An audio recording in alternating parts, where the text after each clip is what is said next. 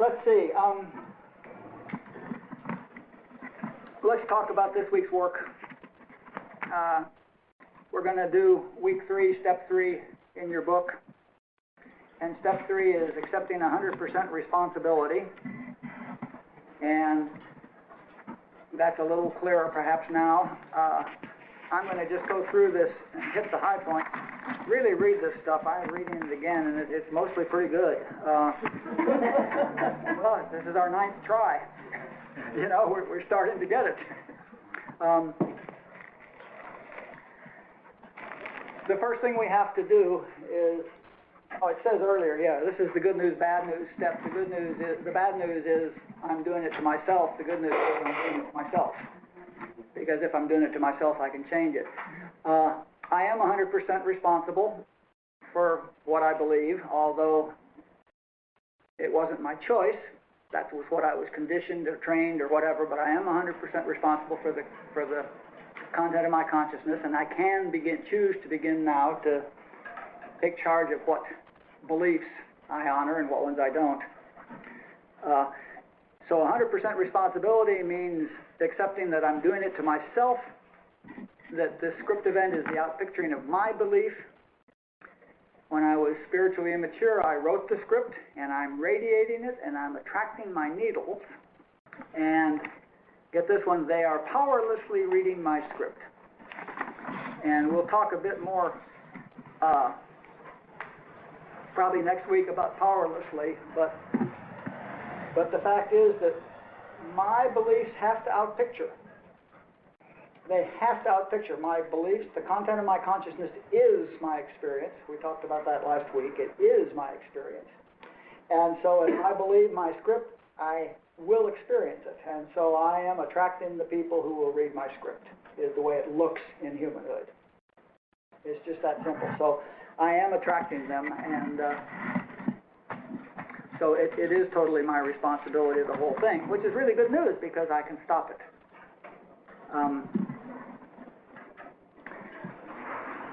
Get very clearly that there is no guilt or wrongness or stupidity or anything involved in this. The reason I have these beliefs is because these are the beliefs that I was conditioned to have by my upbringing, by my parents, my school, my church, my television set, my on and on and on. Everything I do has conditioned me to this set of beliefs, so I'm not guilty for them. Now I get to begin to take charge of that. And the other thing I want to say now is that I had an experience many, many years ago in which I just was, this was a presence of God type experience in which the realization was that everybody's doing the best they can. And I got that at a level that was so deep that it's unassailable truth. I always know that's true for everybody in every situation. But in particular, what that means is for all of us that whenever we've done all these things that look like bad decisions or stupid decisions or what's like, we may have made decisions that came out poorly as compared to what we would like to have happened. But if we had had better information or more power or whatever at the time, we would have made a better decision, okay? The reason we made that decision was because of our scripts or our resistance behaviors or our ignorance or whatever, but we were doing the best we could at the time. And this is also true of the people who are reading our scripts and of our perpetrators and such like. They too are doing the best they can in the moment, given their conditioning, their beliefs, their scripts, their ignorance, their whatever. They are also doing the best they can, okay? This perhaps will allow you to cut them a little slack when you observe it in yourself. So don't get tied up in guilt or ruin the day or wishing I'd done it differently or anything like that. That's just that's a way of sustaining the script and the problem. That's being guilty is emotional. That's being emotional. It's being dramatic, and that's sustaining the script. And perpetuating the problem. That's not the way to deal with a problem. Yes? I have a situation that happens a lot, like I'll get home from work and I just want to be very quiet, and I'll just sit and eat dinner, and my husband will be right next to me, and I'll do things like to take care of myself, like he always has the doors open, and sometimes I'll leave them open to be very loving, and sometimes I'll just close them to care for myself without any discussion, and then I'll just feel like going to bed, and I'll go to bed and not say good night. I'll just go to bed and close the doors. And then sometimes he'll say like, oh, you know, so you just close the door, and he'll say something like not super kind, and I'll just go, oh, isn't that interesting? And I'll just go to sleep. And I don't know whether I become just separate and okay with my actions, or whether I'm just becoming dead inside, or what. I'm not really sure. I get somewhat stuck by that type of behavior, because I used to have to, in the very beginning of these classes, I'd get a glitch, and I would have to respond to it. I'm like, oh my God, there I go again, or I would pick up the phone and call someone, I'm in a glitch, you know, and then deal with it. And now I'm just kind of like, and I'm not sure really if that's an okay place to be, or, you know. Are you okay with it? Yeah, I mean. I don't think so, or you wouldn't be bringing it up. Okay, well. I think it's resistance behavior, probably. Really? Yeah. And what would that resistance behavior look like to you? Separating yourself and being unavailable to him will prevent him from reading your script, whatever it might be. Look at that. See if it rings true. Sure. Okay, so we want to, at the human level, for sure, let's accept 100% responsibility for our script, in the sense that I believe it, therefore I'm attracting people who read it, and we want to get clear about that. So one way of doing that, and really do go read this, but I'm hitting the high points. One way to do that is to look back over your list of 10 events, and if you discover the same event happening 6 or 7 times in 6 or 7 different places at 6 or 7 different ages with 6 or 7 different sets of people, clearly the only common denominator is you. So it's pretty clear that you were responsible for that set, you know. And if you've got 2 or 3 sets like that, then clearly you're the problem. It comments here, and let's address it right now. If you had script events that happened to you in infancy or early childhood, when you were innocent, how can you possibly be responsible for abuse that happened to you when you were a young child? And the answer is that if it's your script, you brought it in with you, and even then you were attracting script readers. And the place we're going to want to get to eventually is that they were powerlessly reading your script, and they were doing the best they could given their own severe limitations. This has nothing to do with acceptable behavior or anything like that, but consider the fact that if you had a script that's happened, 10 times, and one of them was when you were 2, there's a good chance that you brought that script in with you. And there's some Barbara Moll tapes where she talks about that. And if you don't want to go there, that's okay. You don't need to do that. You can just look at the events. I mean, as far as working with this class, you can just look at the events that have happened since you're 20, and take responsibility for them. In fact, if you just take responsibility for all of them today, that will be just fine. But Lee, I have a question. Yes. Okay, not to go over that one just a little bit further in terms of when you're very, very young, and if you talk about the principle of looking at who's in emotion, the 2-year-old in emotion with the parents who are abusing, isn't that the way that I'm it's resonating with me is that the parents are in emotion, and the 2-year-old is swaddled and not capable of defending, not even necessarily defending, but to not be able to not read the script. powerless over reading the parent's script. Yeah, I hear what you're saying, and they're not reading the parent's script, they're having their script read. And I don't know whether they're in emotion or not. I don't know what kind of emotion 2-year-olds have, I don't happen to recall that.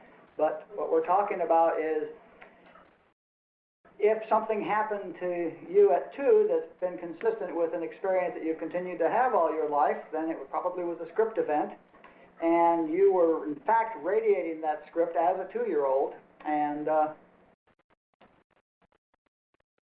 whether you're in emotion or not, whether when you're at 2, whether you're in emotion or not, still you were radiating the script, and Which then could be when you first wrote when your script was written. Then it was imprinted. I'll never be taken care of, or whatever might occur from that point on. That you're then going out into and continuing to repeat. History repeats itself. Is that what you're saying? I'm suggesting that your script was written in some previous lifetime. Okay. That's all. Okay, but as I was saying, we don't need to, I mean, if that one's uncomfortable for you now, it will become, it's a piece of work that will have to get done, but it doesn't need to be done today is all I'm saying. Then it says here, there never was a single occasion when we wouldn't have done better if we could have. Everything we did was done in total ignorance and innocence. And everything the perpetrator did was done powerlessly and more often than not impersonally. We'll work on impersonalization very soon. Please.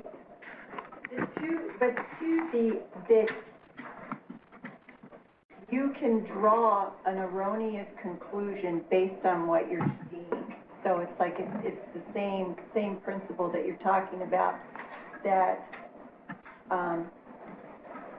you're making it based on the information, that you're making a decision based on the information that you have. Mm-hmm. So as a young child, you experience something, you see something, so there's this belief or this conclusion or this concept that the child draws based on the experience. So it's basically the same thing that you're saying. Mm-hmm. Yeah, and that would reinforce the script that was causing the event to begin with, sure.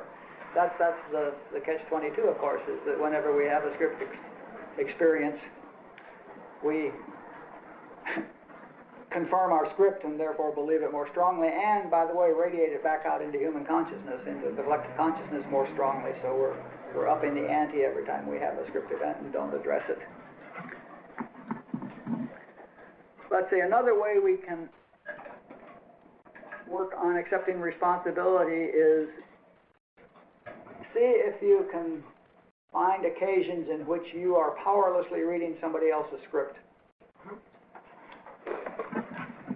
See if you can find a situation in which your partner, let's say, confronts you and confronts you and confronts you until you finally fly off the handle and read their script and tell them what a worthless piece of shit they are, or whatever the hell their script might be. And you will discover, if you're paying attention to other people who are in script, you will discover that you will be able to experience the pull to say things to them that you don't believe. And very often people find that when they're tired or hungry or something like that, they wind up saying to their partner things that hurt their partner, and things which they are aware, even in that moment, that they don't believe. I mean, like I say something to you, I say something nasty, you just get out of my face, and it's something I don't believe, let alone, and chances are it's your script that just got read, and I was powerlessly reading it because I was tired or whatever. Yeah. I had it yesterday. Oh, good. Greg was playing. He wanted me to hear a particular piece of music that he thought was great. It was clear to me that one of the groups he works with is abandonment. So I find myself, at times I find myself aware of that and making sure not to walk away. And as he wanted me to hear the piece of music, I was listening to it, and I had this sense of, okay, pay attention. Mm-hmm. Pay attention. And it was almost like, in the next moment, I said, I need to text Shelley, and I got up. Fuck, I did it. It's like, I'm so attentive. And he's like, I wanted you to hear this. and he was wounded. And I sat down. And it was, it took a lot to get back and sit down and know, I need to hear this piece of music. But Yeah, that's what we're talking. it's gone in a second. Yeah, that's what we're talking about. Be alert for that, because it'll happen. It'll happen. Some cases it's impossible to read somebody else's script. I mean, there are some people who just have so many scripts that it's impossible to avoid them all. But but pay attention for that, because it would be good if you could learn to see the strength that your beliefs have in causing your experience in life, the power your script has in attracting people who will read it. Even well-intentioned people will sometimes read your script, often read your script, usually read your script, unless they're in God consciousness. Now, I want to say one thing about the stuff that's in this week's reading, the week 3 stuff. It talks about kid and universal parent and stuff like that. It talks about working with kid aspects of ourselves, and the question is, when we're hearing our own script in our head, the question asked here is, who's reading the script? The topic is reading our own script, which I'm sure you're becoming in touch with, that we do read our own script. In fact, often we're our most frequent script readers. I've heard several examples of that today. When you're reading your own script, when you're hearing the script, your script, when you're telling yourself your script, the question was, what voice is it in? Is it universal parent that's reading you the script, or is it your kid reading the script? And I want to change that. The question is, are you hearing collective consciousness? Are you hearing the beliefs of collective consciousness? And wherever we talk about universal parent in this book, all we're talking about is the should and shouldn't, naughty, bad part of collective consciousness, okay? So, is it impersonal, and you're hearing you shouldn't do, you'll always this, or you'll that, blah, blah, blah, in which case, recognize this is just collective consciousness sharing its beliefs with you, okay? And it has no power. Which is what we call parent. What we used to call a universal parent is the particular and we say it correctly, it's the subset of collective consciousness that has all the shoulds and shouldn'ts and bads and goods and stuff like that in it. But let's forget that now. Let's forget about parent and kid. Let's just talk about, become aware that when you are hearing that, you'll never be good enough, when your head is saying you'll never be good enough, you're hearing collective consciousness that we've talked about today. That's what you're hearing. You're hearing collective consciousness reinforcing that belief because it believes it of itself. And collective consciousness doesn't believe that you'll never be good enough. They all believe that they'll never be good enough. What you're doing is there's 7 billion people out there saying, I'll never be good enough, and you're getting that. That's what you're picking up, okay? The alternative is that what you're hearing has a real personal sense to it. You're telling yourself, I'll never be good enough. And what you're hearing there is your belief, is your fear belief. You're just hearing your own fear belief. It's not a separate entity. It's not a kid that needs to be worked with. What you're hearing is your own fear belief, okay? And recognize that. If it feels like personal and intimate, that voice, then you're looking at one of your beliefs and one of your fears, and it should be on your script list, okay? So learn to recognize my fears, the stuff that's in this individual package, and the stuff that's theirs. And collective consciousness, this radio station has absolutely no power unless you're tuning into it. Lies have no power unless they're believed. You can tell me any lie you want to, and it'll have absolutely no effect on my life unless I believe it. So collective consciousness has no power at all, and can be confronted immediately with, that's a lie, nonsense, and that's all you need to do with it. Yes, please. Can a script be the opposite, like ideas that are inflated? I mean, do they always have to be like, I'm not good enough, like people should do more for me, I deserve more, I'm more entitled? I mean, is that a script? Probably not. That's probably a resistance behavior, because scripts usually resulted in us dying.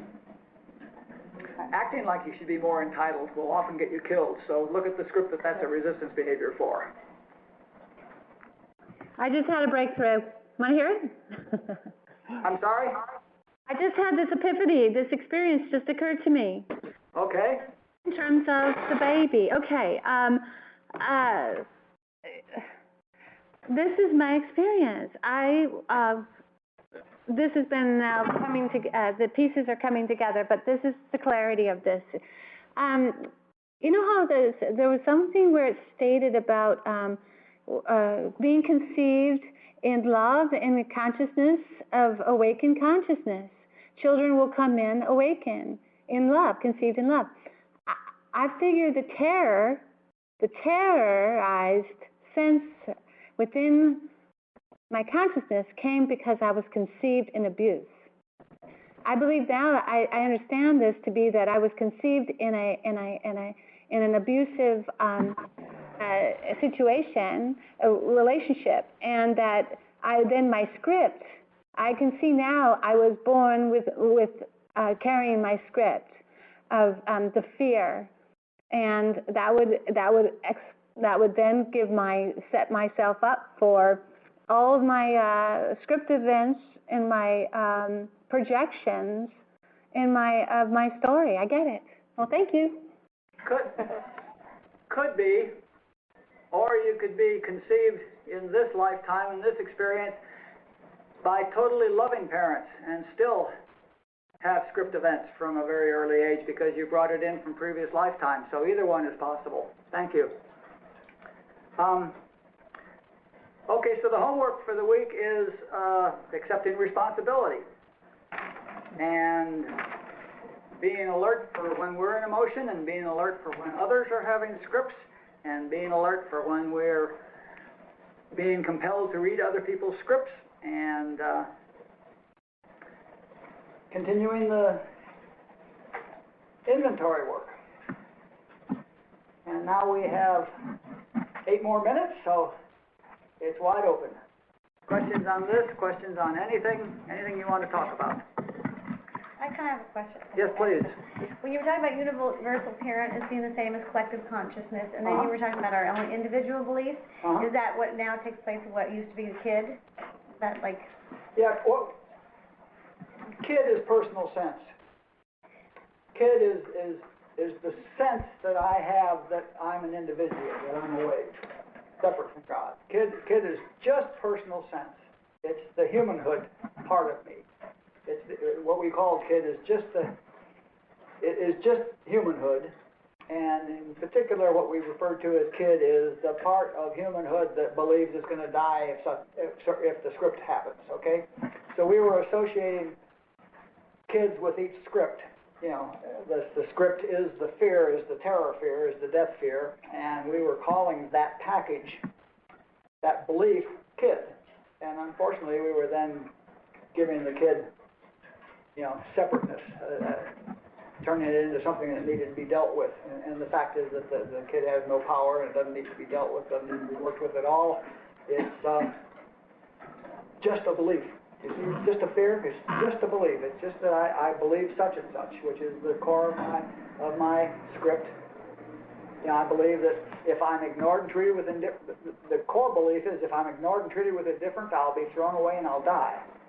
Or if I'm not accepted, I'll be thrown away and I'll die. Or if I'm betrayed, I'll be thrown away and I'll die. Or, those are what these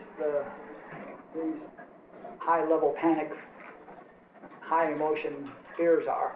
And of course, the more powerful the fear, the more it's our experience, because the fear is the belief.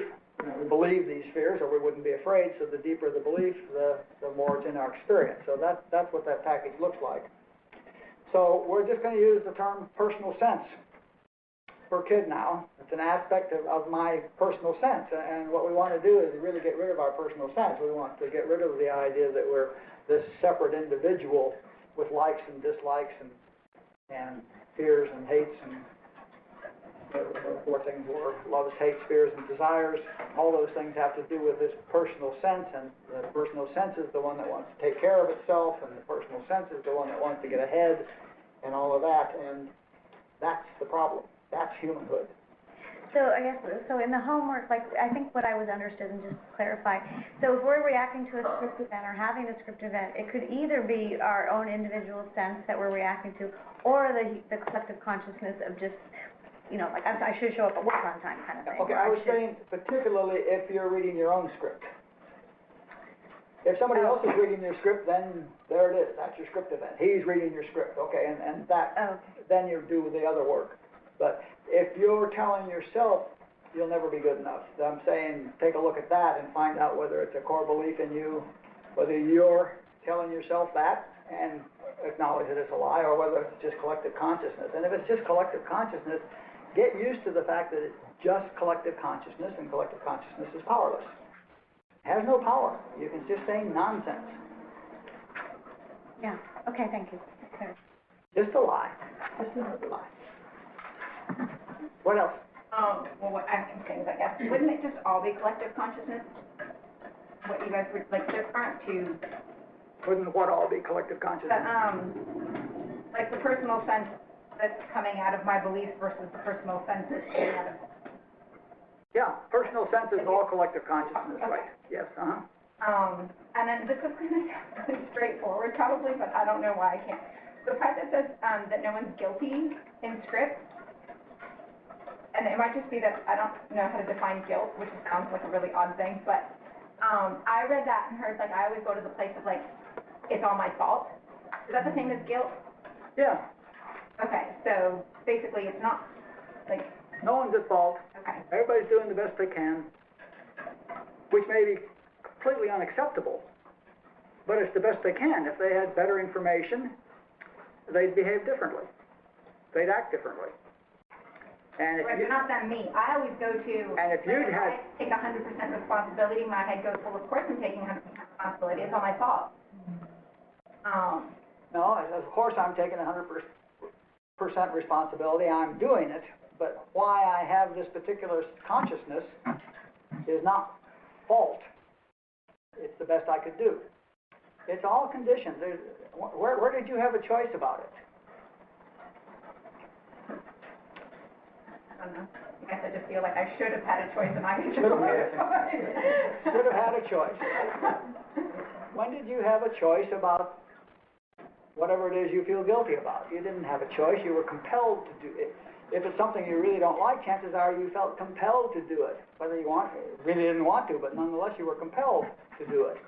Or perhaps you just did it because you were ignorant, didn't have the information, or perhaps you did it because you didn't have sufficient support from other people to deal with it properly, or, there's 100 reasons why you may have done what looks like a poor decision, but it certainly wasn't your fault. You did the best you could, given the cards you had, There is no guilt. Nobody's ever guilty of anything. Hitler had no guilt. His behavior was totally unacceptable. But, given the insanity that he had, that seemed like the best thing to do to him. And we're not talking about doing the best they could have possibly done. We're talking about, given where they're at and given their goals, they're doing the best they can. And of course, their goals are often sick. Their goals weren't their choice either, and their insanity wasn't their choice either. And then, so shame then is the concept that other people lay on us based on the behavior. Based on their interpretation that you should have done better. Okay. Unless you buy it. In which case, if you feel ashamed, then you're not buying the fact that you were doing the best you could. You're buying the fact that you should have done better. And it's all a lie. Nobody could ever have done better than they did, as inadequate, poor, unacceptable as it may have been. Because being shamed, that used to be a theme with my scripts, being humiliated and shamed. But they may have done nothing and not believed a thing about that there was shameful behavior. But again, like Christy said, that the way I interpreted that, the perception I had of shame, then that's clearly all the person. See, I can't shame you unless you're ashamed. Unless I believe it. Unless you're ashamed. Yes. Right. That's that 100% responsibility. Yes. Yeah. I can't read your script if you don't have it. Because if I don't believe, I'm just like, bullshit, that's not true. Yeah, But right. if I own it. And you laugh at me. Look at that poor guy trying to shame me. What's the matter with him, sick puppy? You know, it's the same thing, you know. It's the same thing as the script. I can't read your script if you don't have it. If it's not your script, I can't read it. I cannot get a reaction out of you by reading her script if it's different from yours. And I think where the kid comes in, why we called it kid before, was that all this was imprinted when we were children, and now we're trying to not give power to the parent, which had power over us when we were a child. And now we're coming from... No, I'm not buying that. I'm not buying that. This wasn't all imprinted in us when we were children. This was all imprinted in us in previous lifetimes when we may have been full mature adults. I'm just talking about this particular one lifetime when we're saying that, But you know, I'm not. Well, okay, but I understand. I'm just trying to stay in the context of your conversation, so it's a little challenged. I'm trying to formulate it from the work that I've done in terms of the kid work, and see that we went back and we talked about these certain times of development where we went into agreement with something that we just didn't have all the information. And granted, we had that coming into our life. We didn't obviously have all the information, you know, to be born into this, you know, with our scripts. But I'm just trying to put it to piece together where I'm saying today, as a 52-year-old woman, and I'm reacting from what I seem like it's in my synapse. I'm powerless in a level that I don't even understand, you know, because I'm feeling it in an emotional body, which I can't even put words or thoughts to. That's the kind of terror that I have experienced, and so I'm making reference to that. Okay. Hi, Lee, can I ask a question? It's Patty. Yes, Patty, you can. Hi. I'm in ACA now, and I'm getting a little confused because, you know, we talk a lot about taking care of our kids in there. Uh-huh. And I just find myself getting confused now that I'm looking at kid differently. Uh-huh. Yeah, you will. Comment on that at all? You will. And that's not to say that there's anything wrong with the ACA work. All of this work is appropriate at the level that we need it. I mean, those of us who are in 12-step programs are here because we've done that 12-step work and have that as a platform to stand on now. But I think you'll just, well, I don't know. That'll be interesting to see what happens. I'm sure that ACA work is very much about, well, I don't know what ACA work is about at all. I'm not sure at all. But,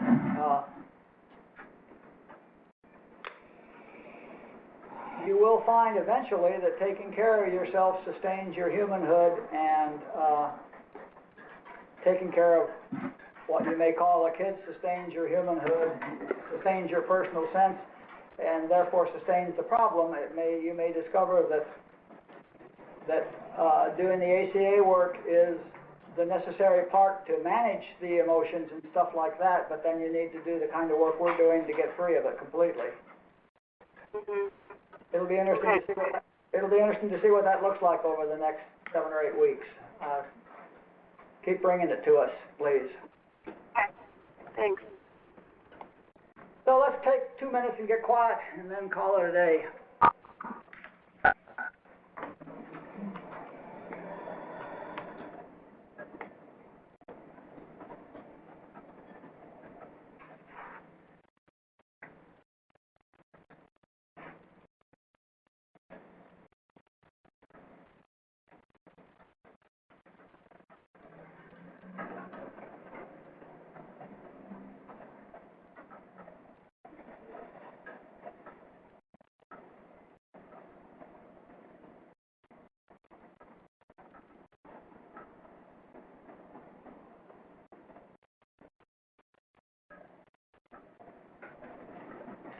Okay, thank you very much.